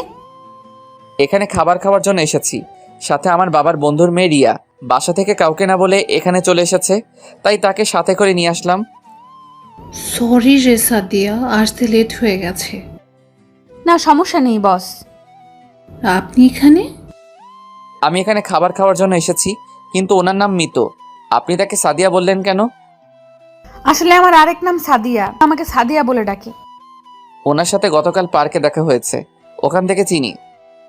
ও আচ্ছা মিম, রিমন কোথায়? ওকে তো দেখছি না। আসলে ও বাসায় মিমের জামাইয়ের সাথে আছে। আর রিমনকে আপনি চিনেন কিভাবে? গতকাল মিমের সাথে ছিল। তোকে বলছি না রিমনকে নিয়ে বের হতে না? আমার কি দোষ? তোর ছেলে বলেছে আইসক্রিম খাবে, তাই নিয়ে এসেছে। তাহলে রিমন আপনার ছেলে? রিমন আমার ছেলে। তাহলে ওর বাবা কোথায়? আই মিন আপনার স্বামী কোথায়? আমার স্বামী নেই, ওর ভালোর জন্য ওকে ছেড়ে দিয়েছি। কেন? সেটা আমি বলতে পারবো না। ঠিক আছে, ভালো থাকবেন। মিম চল, দেরি হলে রিমন কান্না করবে। ঠিক আছে চল, আর আপনি ভালো থাকবেন। আপনার সাথে কথা বলে অনেক ভালো লেগেছে। আপনারাও ভালো থাকবেন। মিতু আর মিম রেস্টুরেন্ট থেকে বেরিয়ে গেল। আমার কেন জানি মনে হচ্ছে মিতু আমার কাছে কিছু লুকাচ্ছে। কে এই মিতু? আবার তার নাম সাদিয়াও বলল। আমি চিন্তায় পড়ে গেলাম, এই মিতু কি আমার সাদিয়া? আমি তার চেহারা দেখতে হবে। আপনারা হয়তো বলবেন আমি তার কণ্ঠ শুনে বুঝতে পারলাম না কেন। আসলে তার কণ্ঠ সাদিয়ার মতো লাগছে না, তাই চিনতে পারছি না। আর কোনো কিছু না ভেবে রিয়ার কাছে চলে গেলাম। ওরা কে? আর এতক্ষণ কি কথা বলছো? তেমন কোনো কথা বলি নাই। ওই মেয়েটার সাথে সকালে যে অফিসে কাজের জন্য আসছিলাম ওখানে কথা হয়েছে, তাই জিজ্ঞেস করতে গেলাম এখানে কি করছো। ও আর কোনো কথা না বলে খাবার খেয়ে রেস্টুরেন্ট থেকে বেরিয়ে গাড়ি নিয়ে হোটেলে চলে আসলাম। পরের দিন শুক্রবার ছিল। সকালে ঘুম থেকে উঠে ফ্রেশ হয়ে বাইরে চলে আসলাম হাঁটার জন্য। রিয়া এখনো ঘুমিয়ে আছে। আপনারা এখন বলবেন রাতে রিয়া কোথায় ঘুমাইছে? রিয়া আর আমি এক খাটে ঘুমিয়েছি, কিন্তু মাঝখানে কোলবালিশ দিয়ে। রিয়া রাতে কোলবালিশ সরিয়ে আমাকে জড়িয়ে ধরে শুয়েছিল। আমি তাকে বলছি আরেকটা রুম নেওয়ার জন্য, কিন্তু সে একা ঘুমাবে না। তো যাই হোক, হাঁটতে হাঁটতে হঠাৎ দেখি রিমন একটা বাসার সামনে বল নিয়ে খেলছে, তাই আমি তার কাছে গেলাম। রিমন আমাকে দেখে বলল, আঙ্কেল কেমন আছেন? আমি ভালো আছি, তুমি কেমন আছো? আমি ভালো আছি আঙ্কেল। তুমি এখানে একা একা খেলা করছো কেন? আর এটা কার বাসা? এটা আমাদের বাসা, আমরা এই বাসায় থাকি। তোমার আম্মু আর ফুপি কোথায়? তারা বাসার ভিতরেই আছে, চলুন আমার সাথে। আজকে যাব না, অন্য একদিন যাব। আমি কোনো কথা শুনবো না, আপনি আমার সাথে ভিতরেই যাবেন। রিমনের জোড়াজড়িতে বাসার ভিতরে ঢুকলাম। রিমন আমাকে সোফায় বসিয়ে ভিতরে চলে গেল। আমি বাসার ভিতরে সবকিছু দেখতে লাগলাম। হঠাৎ কে যেন পিছন থেকে বলল, কে আপনি? আর বাসার ভেতরে কেন আসলেন? তারপর আমি তার দিকে তাকিয়ে যাকে দেখলাম তার জন্য মোটেও প্রস্তুত ছিলাম না। আমি দৌড়ে গিয়ে তাকে জড়িয়ে ধরলাম আর পুরো চেহারায় চুমু খেতে লাগলাম। আপনারা কি ভাবছেন সাদিয়া? ঠিকই ধরেছেন, এ আর কেউ নয়, সাদিয়া। আমি কান্না করে দিলাম আর বলতে লাগলাম, সাদিয়া তুমি এতদিন কোথায় ছিলে? আমি তোমাকে অনেক খুঁজেছি কিন্তু কোথাও পাইনি। তুমি আমাকে সত্যিটা বললে না কেন? তুমি জানো না আমি তোমাকে অনেক ভালোবাসি। আমি তোমাকে সত্যিটা বলতে চেয়েছি, কিন্তু যখন শুনলাম তোমার আর রিয়ার বিয়ে, তখন আমি অনেক কষ্ট পেয়েছি। তারপর একটা চিঠি লিখে তোমাদের দারোয়ানের কাছে দিয়ে আমার বান্ধবী মিমের কাছে চলে আসলাম, আর এখানে এসে একটা অফিসে চাকরি নিছি। তাহলে তুমি আমার কাছে পরিচয় লুকিয়ে রেখেছো কেন? আমি মনে করছি তুমি আমাকে ভুলে গেছো, কিন্তু অফিসে তোমার কথা শুনে বুঝলাম তুমি আমাকে এখনো ভালোবাসো। তোমাকে জড়িয়ে ধরতে ইচ্ছে হয়েছে, কিন্তু অফিসে থাকার কারণে তাই আর জড়িয়ে ধরলাম না। আমি জানি রিয়া তোমাকে অনেক ভালোবাসে, তাই তোমার কাছ থেকে লুকিয়ে রয়েছি। তুমি ভাবলে কি করে তোমাকে ছাড়া আমি রিয়াকে ভালোবাসবো? আমার এই মনে শুধু সাদিয়া ছাড়া অন্য কেউ আসতে পারবে না। আম্মু, তুমি আঙ্কেলকে জড়িয়ে ধরেছো কেন? আমি সাদিয়াকে ছেড়ে রিমনকে কোলে নিয়ে কপালে চুমু দিয়ে বললাম, আমি তোমার আঙ্কেল না, আমি তোমার বাবা। আজ থেকে আমাকে বাবা বলে ডাকবে। কিন্তু আম্মু তো বললো আমার বাবা নেই। তোমার আম্মু মিথ্যা কথা বলেছে। তুমি এখান থেকে চলে যাও, তুমি রিয়াকে বিয়ে করো, দেখবে তুমি অনেক সুখী হবে। মেয়েটা তোমার জন্য অনেক কষ্ট করেছে। বউ থাকতে আমি অন্য কাউকে বিয়ে করব, এটা তুমি ভাবলে কি করে? আমি কাউকে বিয়ে করতে পারবো না। আমি তোমাকে নিয়ে আবার সংসার শুরু করব। কিন্তু তোমার বাবা মা আমাকে আর রিমনকে কখনো মেনে নেবে না। সেটা নিয়ে তোমাকে ভাবতে হবে না। আমি তোমাকে আর রিমনকে নিয়ে আজই বাসায় চলে যাব। কিন্তু আর কোনো কিন্তু নয়, যাও সবকিছু গুছিয়ে নিয়ে আসো। সাদিয়া আর কোনো কথা না বলে রুমে চলে গেল। তারপর সাদিয়া আর রিমনকে নিয়ে হোটেলে চলে আসলাম। মিম আর মিমের স্বামীকে ধন্যবাদ দিয়ে আসলাম, তাদের কাছ থেকে বিদায় নিয়ে আসলাম। রুমের সামনে এসে দরজা টোকা দিলাম। রিয়া এসে দরজা খুলে দিল। আমার সাথে সাদিয়া এবং রিমনকে দেখে অবাক হয়ে তাকিয়ে আছে। আরে সাদিয়া আপু না, এতদিন কোথায় ছিলে? তুমি জানো তোমাকে খুঁজতে গিয়ে রাসেলের কি হয়েছে? সব কিছু জানি, আর এখন পর্যন্ত বেঁচে আছে তোমার কারণে। তুমি যদি তার সেবা যত্ন না করতে তাহলে রাসেল এত তাড়াতাড়ি সুস্থ হয়ে উঠতে পারতো না। আমি আমার কর্তব্য পালন করছি। বাইরে কেন, ভিতরে আসো। আর ওকে? ও আমার ছেলে রিমন। তুমি যাও, সবকিছু গুছিয়ে নাও, আমরা আজকে বাসায় চলে যাব। ঠিক আছে। বলে রিয়া সবকিছু গোছাতে লাগলো, কিন্তু রিয়ার চোখে পানি দেখতে পেলাম। হয়তো আমি সাদিয়াকে ফিরে পেয়েছি এই জন্য, নাকি অন্য কিছু, এখন এসব নিয়ে ভাবা যাবে না। তারপর সবাই গাড়িতে এসে বসলো। রিয়া পিছনের সিটে বসলো আর সাদিয়া আমার সাথে সামনের সিটে বসলো রিমনকে নিয়ে। 5-6 ঘন্টা পর ঢাকায় এসে পৌঁছে গেলাম। বাসার ভিতরে ঢুকে গাড়ি পার্কিং করে সবাই বেরিয়ে দরজার সামনে এসে দাঁড়িয়ে কলিং বেলটা চাপ দিলাম। সাদিয়া আর রিমন আমার পিছনে ছিল। আম্মু এসে দরজা খুলে দিল। আমাদের দেখে আম্মু বলল, কিরে, তোরা হঠাৎ না বলে চলে আসলি যে? আম্মু আমি আমার স্ত্রীকে খুঁজে পেয়েছি। কোথায় তোর স্ত্রী? আমি সামনের থেকে সরে গেলাম। সাদিয়া আম্মুকে সালাম করতে গেলে আম্মু তাকে জড়িয়ে ধরে আর কান্না করে দেয়। এতদিন কোথায় ছিলি মা? আমার ছেলেটা তোকে খুঁজতে কি কত যে কষ্ট পেয়েছে তুই কি জানিস? আমার ভুল হয়ে গেছে মা, আমি আর কখনো ওকে ছেড়ে যাব না। আমাকে তুমি ক্ষমা করে দাও। মায়ের কাছে ক্ষমা চাইতে হবে না, আমি তোকে অনেক আগেই মাফ করে দিয়েছি। আজ আমাদের জন্য এত কিছু হয়েছে, তখন তোদের যদি মেনে নিতাম তাহলে এই দিন দেখতে হতো না। তুই আমাকে ক্ষমা করে দিস মা। ছি ছি আম্মু, আপনি কি বলছেন? মেয়ের কাছে আম্মু কখনো ক্ষমা চায় না। তোমাদের প্রতি আমার কোনো রাগ অভিমান নেই। আচ্ছা ঠিক আছে, তা ছেলেটা কি? রিমনকে দেখে বলল, আম্মু ও আমাদের ছেলে রিমন। সাদিয়া আমার দিকে অবাক চোখে তাকিয়ে আছে। কি, আমার দাদু ভাইকে রেখে আমি এতক্ষণ তোদের সাথে কথা বলছি? দে দাদু ভাইকে আমার কোলে দে। আমি রিমনকে আম্মুর কোলে দিলাম। তারপর সবাই বাসার ভিতরে ঢুকলাম। আম্মু আব্বু কোথায়? তোর আব্বু রিয়ার বাবার সাথে কথা বলতে গেছে। কেন? তোর আর রিয়ার বিয়ের ব্যাপারে। কিন্তু তুই তো এখন সাদিয়াকে পেয়ে গেছিস, তাহলে তোর বাবাকে ফোন দিয়ে চলে আসতে বল। ফোন করতে হবে না, রিয়ার সাথে রাসেলের বিয়ে হবে। সাদিয়া তুমি কি পাগল হয়ে গেছো? তুমি থাকতে আমি রিয়াকে কেন বিয়ে করব? কারণ রিয়া তোমাকে ভালোবাসে। আমি আর রিয়া মিলে তোমার সাথে সংসার করব। প্লিজ তুমি না করো না। বৌমা, এই তুমি কি বলছো? আমি ঠিকই বলছি আম্মু। রিয়া না থাকলে রাসেল এত তাড়াতাড়ি সুস্থ হয়ে উঠতো না। রিয়া সবসময় রাসেলের সাথে ছিল। আমি চাই দুজনে সব সময় রাসেলের সাথে থাকতে। কিন্তু তোমার শ্বশুর কি রাজি হবে? আমরা সবাই মিলে বললে রাজি হবে। প্লিজ আম্মু, তুমিও রাজি হয়ে যাও। ঠিক আছে, আমি রাজি। তোমার যা মন চাই করো। ঠিক আছে আম্মু। আর রিয়া, তুমি পারবে না আমার সাথে থেকে সংসার করতে? রিয়া কোনো কথা না বলে সাদিয়াকে জড়িয়ে ধরে কান্না করে দিল। আমি পারবো আপু। এই তো লক্ষ্মী মেয়ে। আরও কিছুক্ষণ কথা বলে আমি আর সাদিয়া নিজের রুমে চলে আসলাম। রিমনকে আম্মু সাথে করে নিয়ে গেল। তারপর ফ্রেশ হয়ে খাবার খেয়ে রুমে চলে আসলাম। সন্ধ্যায় আব্বু বাসায় আসলো। কিছুক্ষণ পর আম্মু এসে ডেকে গেছে। আমি আর সাদিয়া একসাথে নিচে আব্বুর সামনে গেলাম।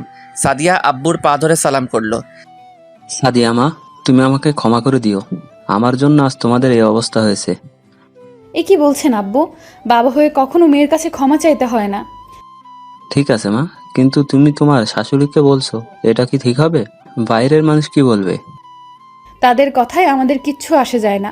আপনি সব কিছু ঠিক করেন। আমি রিয়াকে সাথে নিয়ে রাসেলের সাথে সংসার করতে রাজি আছি। ঠিক আছে মা, তাহলে আগামীকাল ছোট অনুষ্ঠান করে তোমাদের বিয়ে দিব। ঠিক আছে আব্বু, আপনি যা মনে করেন। দেখতে দেখতে আমাদের বিয়ে হয়ে গেল। রিয়ার পরিবার প্রথমে একটু অপ্রস্তুত ছিল, কিন্তু রিয়ার চোখের পানি দেখে আর না করতে পারে নাই। সাদিয়াকে আবার বিয়ে করলাম। দুই বউ রুমে বসে আছে। আমি রুমে ঢুকে দরজা লাগিয়েছিলাম। বাহ বাহ, দুই বউ খাটের উপর ঘোমটা দিয়ে বসে আছে। রিমন আব্বু আম্মুর সাথে ঘুমিয়ে পড়েছে। আমাকে দেখে দুই বউ খাট থেকে নেমে আমার পা ধরে সালাম করলো। আমি দুজনকে জড়িয়ে ধরলাম। তারপর দুই বউ আর আমি উজু করে এসে 2 রাকাত নফল নামাজ আদায় করলাম। সাদিয়া আর রিয়া খাটে গিয়ে বসলো। আমিও খাটে গিয়ে বসলাম। আগে সাদিয়ার ঘোমটা তুললাম। সাদিয়াকে অনেক সুন্দর লাগছে। এবার রিয়ার ঘোমটা তুললাম। বাহ, যেন একটা পরী। আমি তাদের দুজনের দিকে তাকিয়ে দেখতে লাগলাম। সাদিয়া আর রিয়া যেটা করলো তার জন্য মোটেও প্রস্তুত ছিলাম না। দুজনে আমাকে খাটে ফেলে দিয়ে পুরো শরীরে কিস করতে লাগলো। ভাই, জীবনে বাচ্চা থাকলে দুজনকে কখনো বিয়ে করবেন না। এভাবে কি খালি তাকিয়ে থাকবে? বাসর করবে না? তোমরা দুজন একসাথে আমার যে অবস্থা করলে, আমার বাসর করা মিটে গেছে। তোমরা আমাকে ছেড়ে দাও। তুমি বললে তো আর হবে না, আমাদের একটা বাংলাদেশ টিম লাগবে। তাহলে তো আমাকে অনেক পরিশ্রম করতে হবে। করতে হলে করবে। ঠিক বলছো, এখন আমাদের আদর করো। আমি পারবো না, আমি এখন ঘুমাবো। এটা বললে তো আর হবে না, তোমার কাজ শুরু করে দাও। তারপর আর কি, দুজনকে খাটে ফেলে দিয়ে আমার কাজ শুরু করে দিলাম। আরে ভাই, আর সামনে দেখতে হবে না, বিয়ে করে দেখে নিবেন আমি কি করছি। সকালে ঘুম থেকে উঠে দেখি দুজনে আমাকে জড়িয়ে ধরে শুয়ে আছে। দুজনকে দেখতে একদম পরীর মতো লাগছে। হঠাৎ রিয়ার পেটের উপর দেখে কিছু নেই। আমি রিয়ার পেটের উপর হাত বোলাতে লাগলাম। রিয়া কেঁপে উঠলো। রিয়া আমাকে আরো শক্ত করে জড়িয়ে ধরলো। রিয়া জড়িয়ে ধরার সাথে সাথে সাদিয়াও আমাকে জড়িয়ে ধরলো। হাই হাই, আমি কি করব? তাই সকালবেলা আরেকবার করে ফেললাম। কি করলাম তা আমি বলতে পারবো না, আমার শরম করে। আমি কিন্তু গল্পে লুচ্চা হতে পারি, কিন্তু বাস্তবে অনেক ভালো ছেলে। আমার সাথে প্রেম করতে পারো, কিন্তু আমি করব না। সকালে একসাথে 3 জনে ওয়াশরুমে ঢুকে ফ্রেশ হয়ে নিচে গেলাম। দেখে আব্বু আম্মু নিজ হাতে নাস্তা খাইয়ে দিচ্ছে। সাদিয়া গিয়ে রিমনকে কোলে নিয়ে কপালে চুমু দিল। আম্মু, তুমি আমাকে রাতে তোমার কাছে নিলে না কেন? তুমি জানো না আমি তোমাকে ছাড়া ঘুমাইতে পারি না। তুমি তোমার দাদা দাদির রুমে ঘুমিয়ে গেছো, তাই তোমাকে আর নিয়ে যাইনি বাবা। ঠিক আছে, এখন থেকে আমাকে তোমার সাথে ঘুমাইতে নিয়ে যাবে। ঠিক আছে বাবা, এখন থেকে তুমি তোমার আম্মুর সাথে ঘুমাবে। এভাবে দেখতে দেখতে 2 বছর চলে গেল। আমি এখন অফিস দেখাশোনা করতে ব্যস্ত থাকি, আর সাদিয়া আমার সাথে অফিস দেখাশোনা করে। রিয়া বাসায় মা বাবা আর রিমনের খেয়াল রাখে, আর রিয়া এখন প্রেগনেন্ট। অফিসে বসে কাজ করতে আসি, হঠাৎ আম্মু ফোন দিল। হ্যালো আম্মু, বলো। তুই আর সাথিয়া এক্ষুনি হাসপাতালে চলে আয়। রিয়ার ব্যথা উঠেছে, তাই তোর বাবা আর আমি রিয়াকে হাসপাতালে নিয়ে এসেছি। ঠিক আছে আম্মু, আমি আর সাদিয়া এখনই আসতেছি। ফোনটা কেটে সাদিয়াকে কল দিয়ে বললাম আমার কেবিনে আসতে। কিছুক্ষণ পর সাদিয়া আমার কেবিনে আসলো। বলো, কেন ডেকেছো? আমাদের এখন হাসপাতালে যেতে হবে। কেন, কার কি হয়েছে? রিয়ার ব্যথা উঠেছে, তাকে নিয়ে আব্বু আম্মু হাসপাতালে নিয়ে গেছে। ঠিক আছে, চলো। তারপর দুলাভাইকে সব বুঝিয়ে দিয়ে আমি আর সাদিয়া অফিস থেকে বেরিয়ে গাড়ি নিয়ে হাসপাতালে চলে গেলাম। ভিতরে ঢুকে দেখি আম্মু আব্বু বাহিরে দাঁড়িয়ে আছে, আর সাথে রিবনও আছে। কি হয়েছে আম্মু, রিয়া কোথায়? ডাক্তার রিয়াকে ভেতরে নিয়ে গেছে, এখনো বের হয়নি ডাক্তার। কিন্তু রিয়ার তো ডেলিভারি ডেট আরো দেরি আছে, এত তাড়াতাড়ি ব্যথা ওঠার কারণ কি? আসলে রিয়া সকালে সিঁড়ি দিয়ে নামতে গিয়ে পড়ে গেছে, পড়ে অনেক ব্যথা পাই, তাই আমি অ্যাম্বুলেন্স ফোন দিয়ে নিয়ে আসি, তারপর তাকে হাসপাতালে নিয়ে আসি। কিন্তু রিয়া উপর থেকে কেন নিচে নামতে গেল? তাকে দেখাশোনা করতে তো বাসায় লোক ছিল। সেটা তো আমি বলতে পারবো না। হঠাৎ ডাক্তার কেবিন থেকে বেরিয়ে আসলো। ডাক্তার, রিয়ার এখন কি অবস্থা? দেখুন, আমরা অনেক চেষ্টা করছি, কিন্তু কিন্তু কি ডাক্তার? আমরা অনেক চেষ্টা করতেছি। আপনার স্ত্রী আগে একটা কিডনি নষ্ট ছিল, এখন দ্বিতীয় যেটা ছিল সেটা দিয়ে এতদিন বেঁচে ছিল। আমাদের পক্ষে আপনার স্ত্রীকে বাঁচানো সম্ভব না, আমরা আপনার মেয়েকে বাঁচাতে সম্ভব হয়েছি। কিন্তু রিয়া তো আমাদের কিছু বলে নাই। সেটা আমি বলতে পারবো না। আপনারা সাদিয়াকে দুজনকে রিয়া ভিতরে যেতে বলল। আমি আর দাঁড়িয়ে না থেকে ভিতরে চলে গেলাম। আমার সাথে সাদিয়াও ঢুকলো। ভিতরে ঢুকে দেখি রিয়া চোখ দুটো বন্ধ করে শুয়ে আছে। তার পাশে আমার মেয়েটা শুয়ে আছে আর কান্না করছে। সাদিয়া গিয়ে মেয়েটাকে কোলে নিল, তারপর সে কান্না করে বন্ধ করে দিল। আমি গিয়ে রিয়ার হাতে হাত ধরলাম। রিয়া চোখ খুলে দেখে আমি আর সাদিয়া। সাদিয়া দাঁড়িয়ে কান্না করে চোখের পানি দিয়ে পুরো জামা ভিজে ফেলছে। আব্বু আম্মু তো এ কথা শুনে নিচে বসে কান্না করা শুরু করে দিছে। আমার চোখ দিয়ে পানি পড়তে লাগলো। রিয়া হাতের ইশারায় সাদিয়াকে আমার পাশে আসতে বলল। সাদিয়া আমার পাশে আসার পর রিয়া বলল, তোমরা আমার উপর রাগ করে আছো তাই না? তুমি কেন আমাদের কাছে এ কথা লুকালে রিয়া? আমরা কি তোমাদের চিকিৎসা করাতে পারতাম না? আমি নিজেও বলতে পারবো না। আমার যে কিডনি নষ্ট হয়ে গেছে। একদিন হঠাৎ আমার কাছে কেমন খারাপ লাগছে, তাই কাউকে না বলে ডাক্তারের কাছে আসি। ডাক্তার আমাকে পরীক্ষা করে দেখে আমার একটা কিডনি নষ্ট হয়ে গেছে। তারপর আমি চিন্তা করলাম আমার তো আরেকটা কিডনি ভালো আছে, তাই নিয়ে জীবনটা কাটিয়ে নেব। কিন্তু হঠাৎ যে আমার এই কিডনিটা নষ্ট হয়ে যাবে আমি ভাবতে পারি নাই। তুমি আমাকে একটাবার বলতে। বলি নাই, আমি মনে করছি ঠিক হয়ে যাবে। আল্লাহ মনে হয় তোমাদের সাথে রাখতে চায় না আমাকে, তাই হয়তো আমাকে নিয়ে যাচ্ছে। তোমাকে আমরা কোথাও যেতে দিব না, তুমি ভালো হয়ে যাবে। দরকার হয় আমার কিডনি দিয়ে তোমাকে সুস্থ করে তুলবো। এখন আর আমার হাতে সময় নেই। আল্লাহ তোমাদের সাথে কিছু কথা বলার জন্য হয়তো এখনো রুহুটা নিয়ে যায় নাই। প্লিজ তুমি এমন কথা বলো না, তোমাকে আমি সুস্থ করে তুলবো। সাদিয়া, তোমার হাতটা একটু দাও তো। সাদিয়া রিয়ার হাতে হাত দিল। রিয়া আমার হাত আর সাদিয়ার হাত একসাথে মিলিয়ে বলতে লাগলো, সাদিয়া, তুমি আমার জানটাকে দেখে রেখো। ও তোমাকে অনেক ভালোবাসে, ওকে কখনো কষ্ট দিও না। আর তুমি সাদিয়াকে কখনো কষ্ট দিও না। তোমরা দুজনে সুন্দর করে জীবনটা সাজিয়ে নেবে। আর আমার মেয়েকে নিজের মেয়ে মনে করে লালন পালন করবে। কথা দাও আমার কথাগুলো মেনে চলবে। আমরা তোমার কথাগুলো মেনে চলবো। আমি এখন চিন্তামুক্ত হলাম। তোমরা সবাই ভালো থেকো, বাবা মার সেবা করো। রাসেল, আমাকে একটু জড়িয়ে ধরবে? বলতে দেরি আমি রিয়াকে জড়িয়ে ধরলাম। হঠাৎ রিয়ার কথা বন্ধ হয়ে গেল। আমি রিয়াকে ধরে চিৎকার করে কাঁদতে লাগলাম। আমার কান্না শুনে বাহিরের আব্বু আম্মু এবং রিয়ার আব্বু আম্মু এবং তার বড় ভাই ভিতরে আসলো। সবাই কান্না করতে লাগলো। তারপর রিয়ার মরা দেহটা নিয়ে বাসায় চলে আসলাম। পরে জানাজা সম্পন্ন করে বাসার পাশে দাফন করা হলো। পুরো বাসা কেমন যেন পাকা পাকা লাগছে। আমি রুমে বসে নীরবে কান্না করতে লাগলাম। হঠাৎ সাদিয়া আমার মেয়েটাকে এনে আমার কাছে দিল। কি সুন্দর একটা পরীর মতো। আমি মেয়েটার কপালে চুমু দিয়ে বুকে জড়িয়ে ধরে কান্না করে দিলাম। এভাবে দেখতে দেখতে 2 মাস চলে গেল। এখন সব আগের মতো সবকিছু স্বাভাবিক হয়ে আছে। আমার মেয়ের নাম রাখা হয়েছে সিনথিয়া। সাদিয়া সিনথিয়া নিজের মেয়ের মতো লালন পালন করে। আর ইমনকে একটা স্কুলে ভর্তি করিয়ে দিচ্ছি। দুলাভাই এখন নিজেই ব্যবসা দিচ্ছে। আপুকে নিয়ে তারা নতুন একটা ব্যবসা কিনছে, ওটাই থাকে। এখন আমি অফিসের কাজে ব্যস্ত থাকি, সাদিয়া বাসার কাজ সামলাতে ব্যস্ত থাকে। আপনারা হয়তো জানেন সাদিয়া কখনো মা হতে পারবে না, তো সবাই আমাদের জন্য দোয়া করবেন। আমরা যেন সুখে শান্তিতে বসবাস করতে পারি।